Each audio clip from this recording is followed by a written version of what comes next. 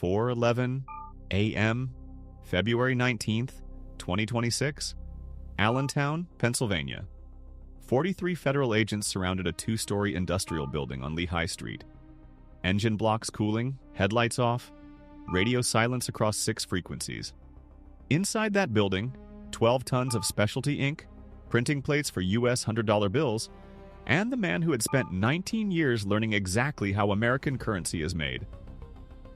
Simultaneously, in 13 other locations across 3 states, 209 agents waited for the same signal. 1 word, 1 frequency, 1 second to move. The Secret Service had spent 4 months building this case. They had embedded an undercover agent inside the supply chain. They had mapped every print shop, every delivery route, every dollar that came off those presses. $780 million in counterfeit currency. The largest domestic counterfeiting operation discovered in over 2 decades. 3 agents knew the full scope. Everyone else operated on fragments. That was by design. To understand how this operation existed and how it stayed hidden, you have to go back 5 months. October 2025, the Federal Reserve Bank of Philadelphia flagged a batch of $100 bills during routine processing. 47 notes in a single deposit from a regional bank in Scranton. The bills passed the pen test. They passed UV light. They passed the magnetic ink detection that catches 96% of counterfeits at the point of sale. But the Fed's high-resolution scanners caught micro variations in the intaglio line depth.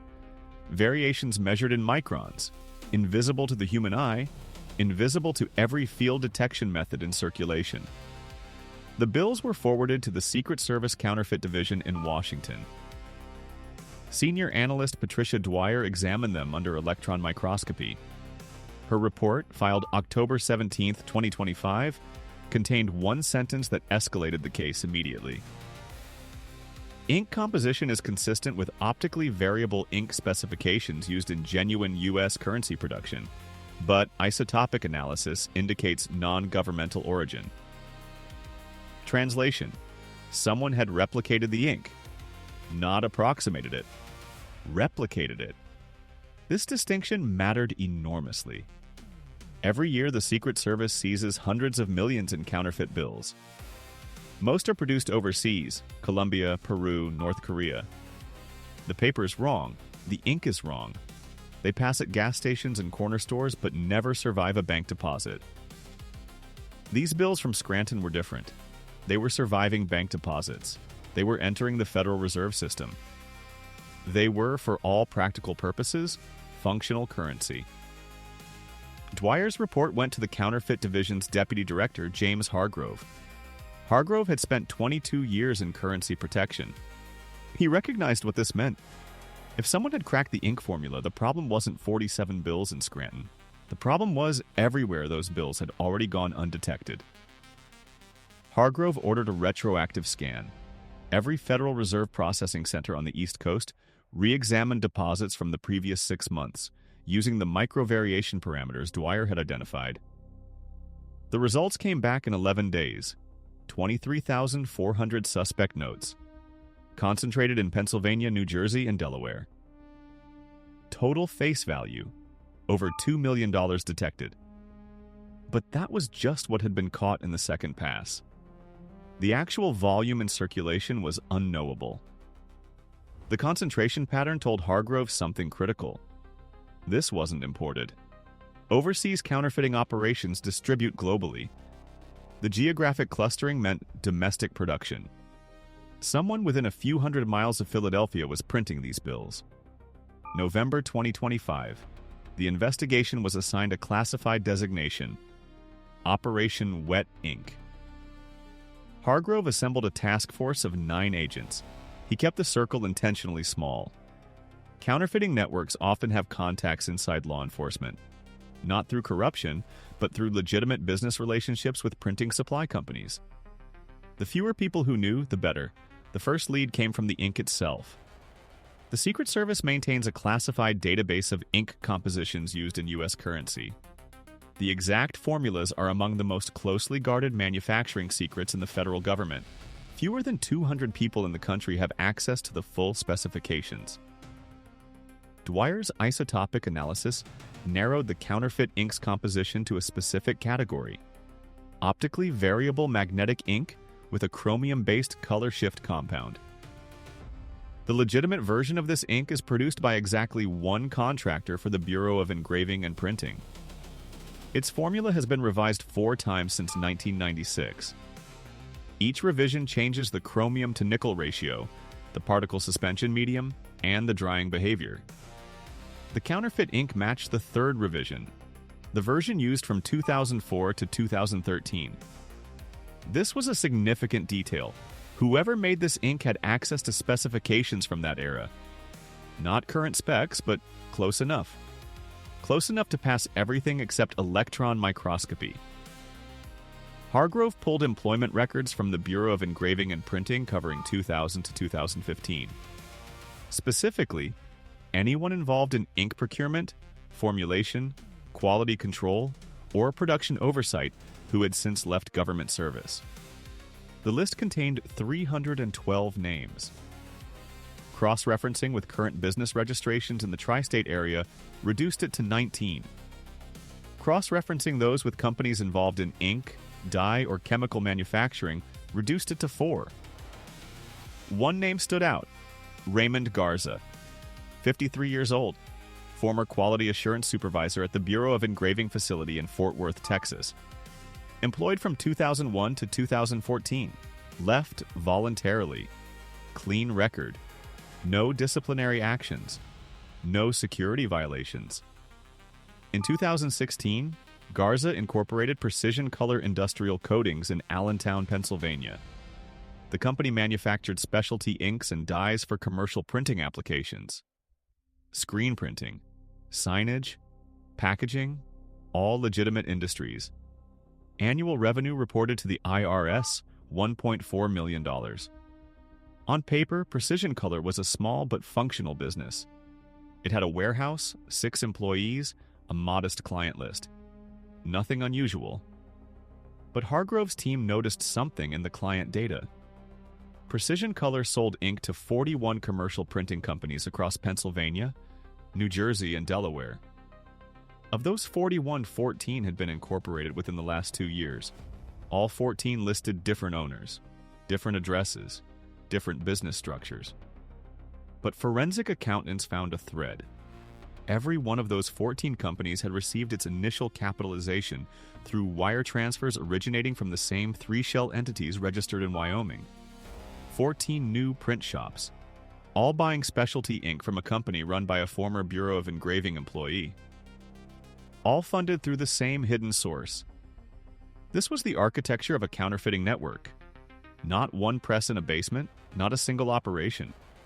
A distributed manufacturing system with a dedicated supply chain. The question was how to confirm it without alerting Garza. Raiding Precision Color on suspicion would yield the ink but might not expose the print shops. Raiding the print shops would shut down production but leave the supply chain intact. Hargrove needed the full picture. He needed someone inside. December 2025. The Secret Service placed Agent Elise Moran into the operation. Moran was a forensic chemist by training, recruited out of MIT's materials science program 8 years earlier. She had worked undercover twice before, once in a precious metals fraud case, once in a pharmaceutical counterfeiting ring. She spoke the technical language of ink chemistry fluently. Her cover, a sales representative for a chemical supply distributor called Allied Reagents, a front company the Secret Service had maintained for years. Allied Reagents was a real company with real products, real invoices, and a real website. It existed specifically for operations like this. Moran's assignment: approach Precision Color as a potential upstream supplier. Offer them better pricing on raw pigment compounds. Get inside the facility. Observe the production process. Identify what Garza was actually manufacturing. If you're wondering how a company could subscribe to a channel that exposes the most complex federal investigations and miss the next case that could change everything, hit subscribe now. Because what Agent Moran found inside Precision Color was far worse than counterfeiting. Moran made first contact on December 9th, 2025. a cold call to Precision Colors' listed business number. She introduced herself, offered a product catalog, requested a meeting. Standard sales approach. Garza's office manager scheduled a meeting for December 14th. That first meeting lasted 40 minutes. Moran toured the front production area. Standard setup: mixing tanks, quality testing stations, packaging lines. Everything consistent with a legitimate specialty ink operation. Garza was cordial, knowledgeable, and careful. He discussed his product lines in detail: water-based screen printing inks, solvent-based signage inks, UV curable coatings. He asked about Allied Reagents' supply of iron oxide pigments and titanium dioxide. Nothing suspicious on the surface. But Moran noticed three things. First, a locked door at the rear of the production floor. Garza identified it as cold storage for photosensitive compounds. Standard in the industry, but the door had a biometric lock. Unusual for a company this size. Second, shipping labels on outbound pallets. Most were addressed to the legitimate clients on Precision Colors' roster. But Moran photographed 7 pallets addressed to companies she didn't recognize. Names not on any public client list.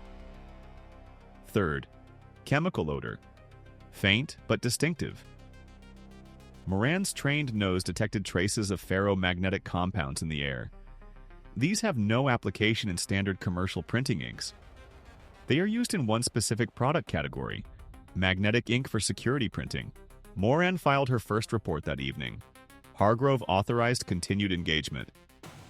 Over the next 6 weeks, Moran met with Garza or his staff 11 times. Each visit, she expanded her access slightly. By the third meeting, she was invited to observe mixing procedures. By the fifth, she was providing sample pigments for Garza to evaluate. Pigments that the Secret Service had tagged with trace isotopic markers. On January 3, 2026, those markers appeared. Not in Precision Colors' legitimate product line. In a separate batch of ink that Garza's team was mixing after hours.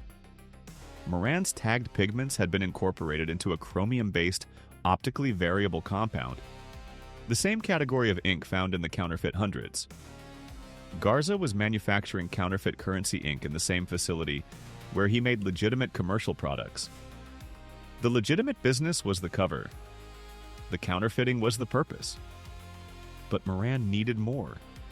She needed to connect the ink to the print shops. She needed to see the distribution chain operating. January 11th, 2026. Moran arrived for a scheduled meeting and found the Precision Color warehouse busier than usual. 4 unmarked panel trucks were backed up to the loading dock. Workers loaded sealed containers, not the labeled drums Precision Color used for commercial products, but unmarked black totes with numerical codes stenciled on the lids. Moran counted the totes. 47. She photographed the truck license plates through a window while pretending to check her phone. The plates traced to 4 rental companies. Each rental agreement was paid with a prepaid debit card. Each card was purchased at a different Walmart. Dead ends individually. But the GPS trackers the Secret Service had obtained warrants to place on Precision Colors' own delivery vehicle, the one driven by Garza's logistics manager, Anthony Biggs, told a different story. Over the next 3 weeks, Biggs made deliveries to 9 locations. Agents conducted drive-by surveillance of each. What they found followed a pattern so consistent it functioned as a signature. Each location was a storefront commercial printer. Each had a working front counter. Each had signage, a website, even Google reviews. Each appeared to do legitimate print work. Business cards, brochures, event flyers. Walk-in customers could order products and receive them. But electrical usage data, obtained through warrant, told the real story.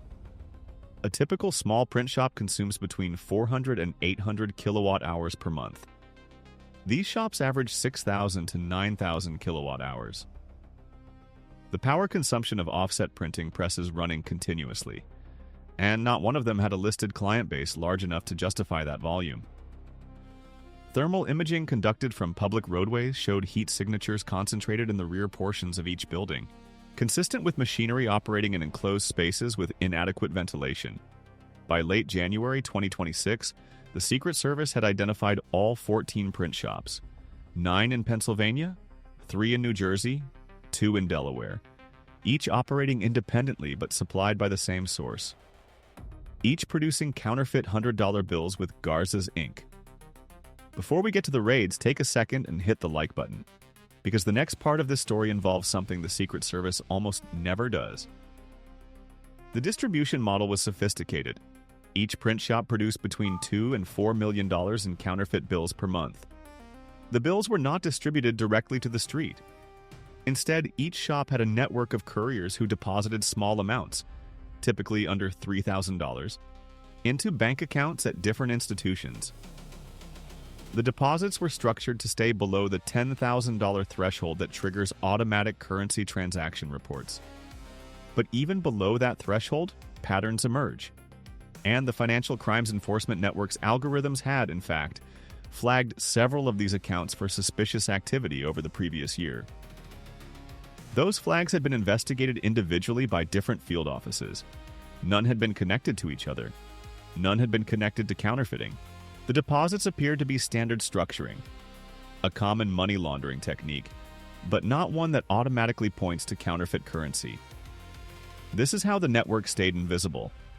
Each component was small enough to be unremarkable. The ink supplier was a real business. The print shops were real businesses. The deposits were small enough to avoid automated detection. The only thing that exposed it was the ink itself. And only because the Federal Reserve's most advanced scanners happened to catch micro variations that 99% of detection systems missed. Garza had designed the operation around a single premise. If the bills pass field detection, they enter the system and become untraceable. The margin of error was electron microscopy. For 3 years, that margin held. The question that kept Hargrove awake was scale. $4 million per shop per month, 14 shops, operating for an estimated 24 months. The math produced a number that required verification. Over $1.3 billion in total production. Not all of it would have entered circulation. Production waste, quality rejects, stockpiled inventory, standard variables. But even conservative estimates placed the amount of counterfeit currency that had successfully entered the U.S. financial system at over $500 million. This was no longer just a counterfeiting case. This was a threat to currency integrity. Hargrove briefed the Secret Service director on January 28, 2026. The director briefed the Treasury Department. Within 48 hours, Operation Wet Ink was elevated to a Level 1 priority, the highest classification for a domestic financial crime investigation. Additional resources were authorized. The FBI's Financial Crimes Unit was read in. The U.S. Marshals Service was brought in for tactical support during raids, but the timeline compressed when something unexpected happened. February 4th, 2026. One of the 14 print shops, a storefront called Liberty Press in Camden, New Jersey, caught fire. The fire department responded at 2:17 a.m. The blaze was contained to the rear of the building. Cause? Electrical fault in overloaded wiring. When firefighters entered the back rooms, they found 3 modified Heidelberg offset presses, stacks of uncut sheets bearing $100 bill images, and approximately $14 million in finished counterfeit bills. The Camden Fire Department called local police. Local police called the Secret Service field office in Newark. Newark called Washington. Hargrove had a problem. The fire at Liberty Press would generate news coverage. Even if details were suppressed, the operators of the other 13 shops would hear about a print shop fire in Camden. They would hear about what was found inside, and they would shut down, move equipment, destroy evidence, disappear. Hargrove made the call within 90 minutes. The raids would happen in 15 days. February 19th, 2026. That gave the task force 2 weeks to finalize tactical plans for 15 simultaneous operations across 3 states. 209 federal agents, 47 vehicles, 3 helicopter units, coordinated across 9 federal judicial districts. Each team operated with sealed warrants. signed by federal judges but not opened until the morning of execution. In the intervening 2 weeks, Moran continued her cover at Precision Color. She reported no change in Garza's behavior. He had not heard about Camden. Or if he had, he showed no signs of alarm. Production continued. Deliveries continued. The network operated as if nothing had happened. The Camden fire made national news for one cycle and disappeared. A print shop fire in New Jersey. No injuries. The counterfeit bills were mentioned in local coverage, but not picked up nationally. The Secret Service's press office declined comment. That silence was intentional. February 19, 2026, 4 a.m. Eastern Time. The signal went out on an encrypted federal frequency. One word: execute. In Allentown, 43 agents moved on Precision Colors headquarters. The building had 2 entrances, a front office door and a loading dock at the rear. Teams hit both simultaneously. Garza was not present. He was at his residence 4 miles away. A separate team was already en route. Inside Precision Color, agents found exactly what Moran had described. The front production area contained legitimate ink manufacturing equipment. Behind the biometric locked door, a separate production line. 3 industrial mixers containing partially processed, optically variable ink. 55-gallon drums of chromium pigment. Crates of ferromagnetic particles. Chemical processing equipment configured for precision compound blending. In a temperature-controlled vault behind the mixing area, 12 tons of finished counterfeit ink. Sealed, labeled with numerical codes matching those Moran had photographed on the black totes. Ready for distribution. In a separate office, agents found a laptop containing distribution records, client codes for each of the 14 print shops, production schedules, and a chemical formulation database. The database contained Garza's proprietary ink recipe. Every compound, every ratio, every processing parameter. It also contained his notes on the reverse engineering process, dated back to 2017. 3 years of research before the first batch was produced. Garza was arrested at his home at 4:23 a.m. He was in bed. He did not resist. He said nothing. His attorney later entered a plea of not guilty on all counts. Simultaneously across Pennsylvania, New Jersey, and Delaware, 209 agents executed raids on the remaining 13 print shops. Liberty Press in Camden was already shuttered from the fire, but agents secured the site to prevent evidence removal.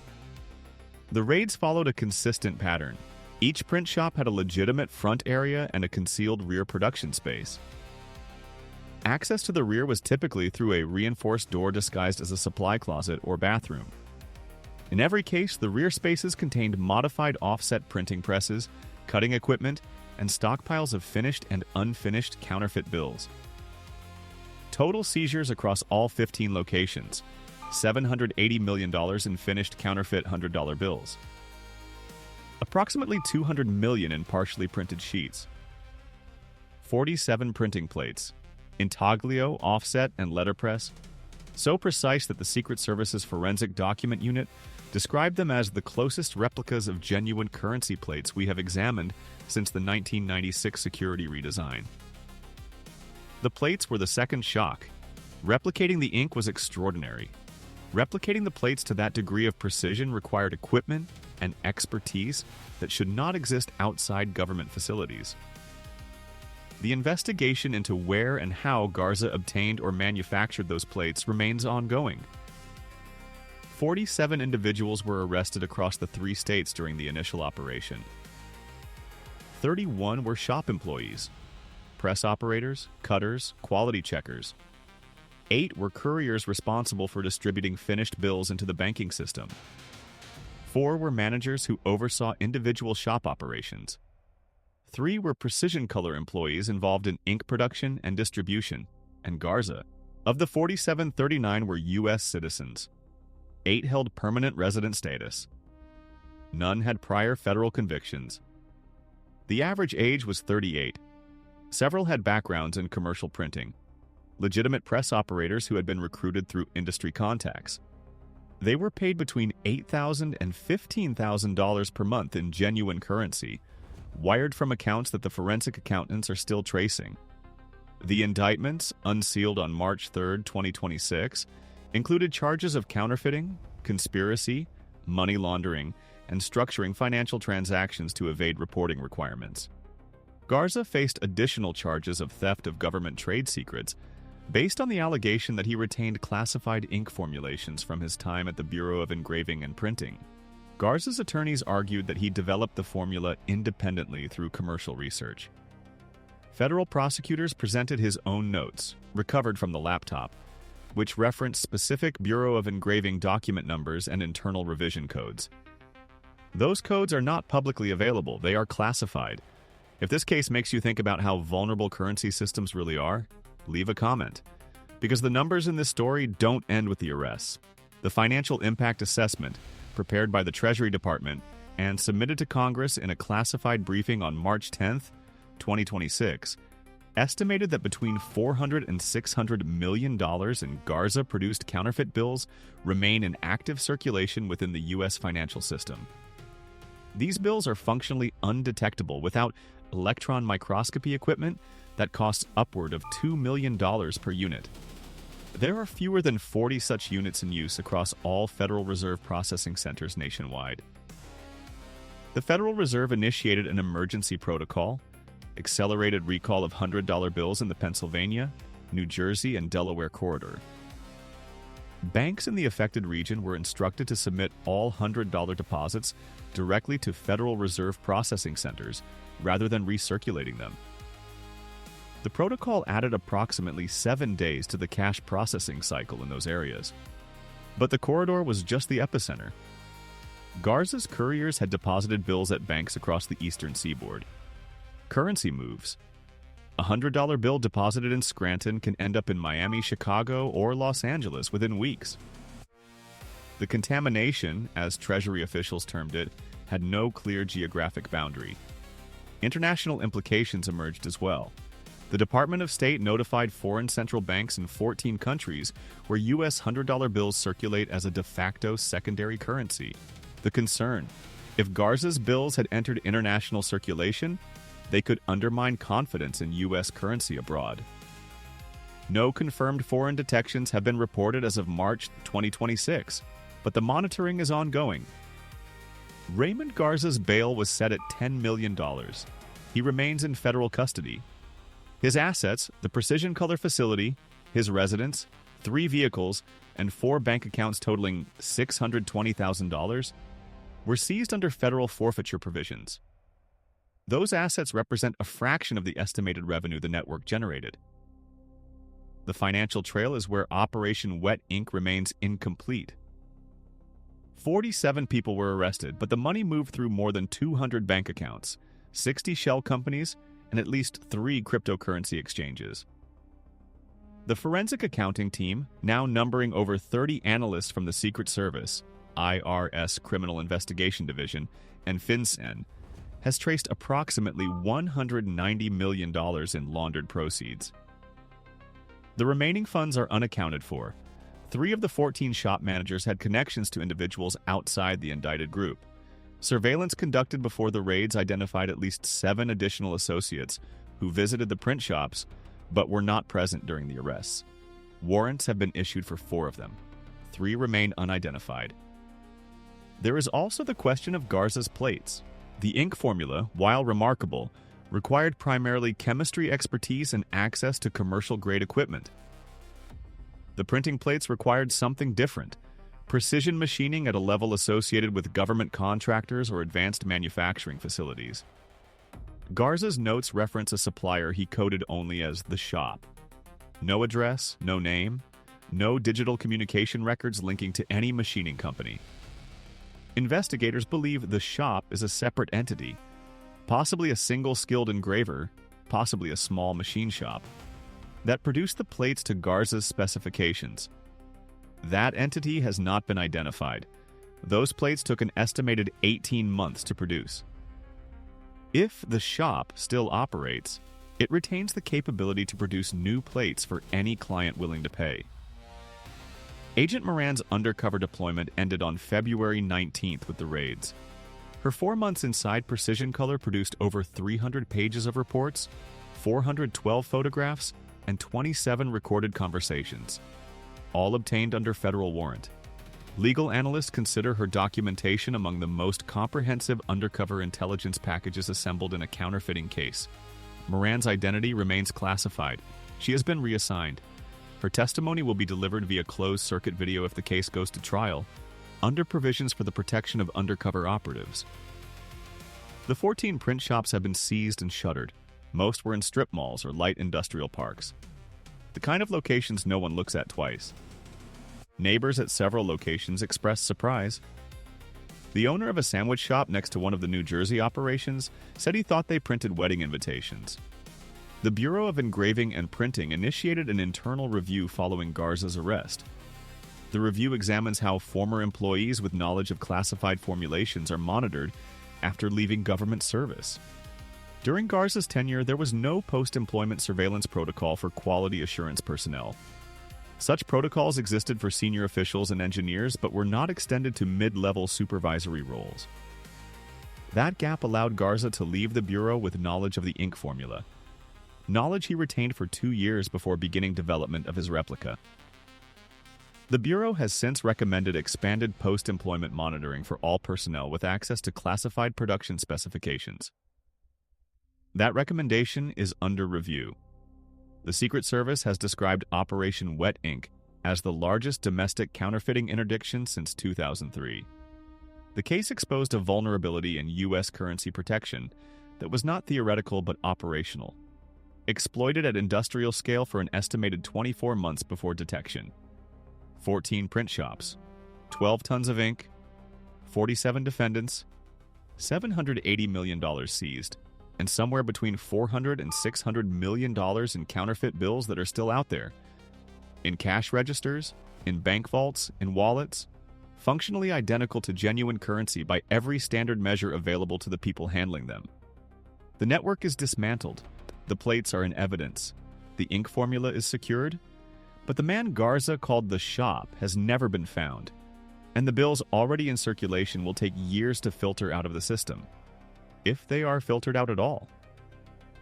The Federal Reserve estimates full remediation could take until 2031. Operation Wet Ink proved one thing. The most dangerous counterfeit is not the one that looks real. It is the one that is real. In every way the system knows how to check.